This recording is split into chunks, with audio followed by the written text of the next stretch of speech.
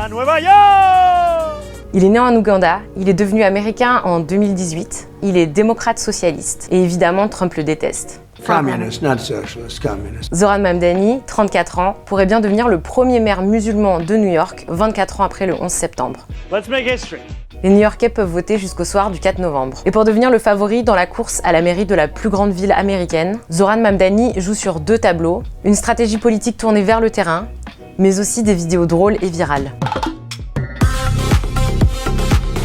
Le tout pour vendre ses 4 mesures phares. Geler une partie des loyers de la ville parmi les plus élevés des États-Unis, rendre les bus gratuits et rapides, mettre en place une garde d'enfants universelle et construire des épiceries publiques à prix réduit afin d'offrir des aliments frais et abordables dans les quartiers les plus défavorisés. Alors de fait, dans une des villes les plus chères du monde, ce programme fait mouche. Bref, vous l'avez compris, Zoran Mamdani incarne tout ce qu'exècre Donald Trump. Pour ce président américain qui rêve d'arroser d'excréments ses opposants, Zoran Mamdani devient l'immigré, le musulman, le communiste. Communist, not socialist, communist.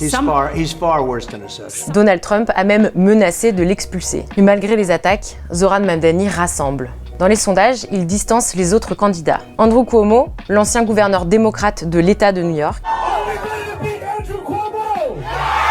et le républicain obsédé par l'insécurité, Curtis Sliwa. Face à eux, Zoran Mamdani a mis les classes populaires au cœur de sa campagne. C'est comme ça qu'il a réussi à mobiliser des électeurs, en particulier les jeunes, qui boudaient les urnes voire se tournaient vers Trump. Signe de l'enthousiasme, plus de 735 000 New-Yorkais ont déjà voté avant l'élection municipale de mardi. C'est le plus haut taux de participation anticipée en personne jamais enregistré dans la ville hors élection présidentielle. Si vous voulez en savoir plus sur Zoran Mamdani, je vous invite à lire le reportage de notre envoyé spécial à New York, Benjamin Delille, mais aussi le billet de notre journaliste Frédéric Autran.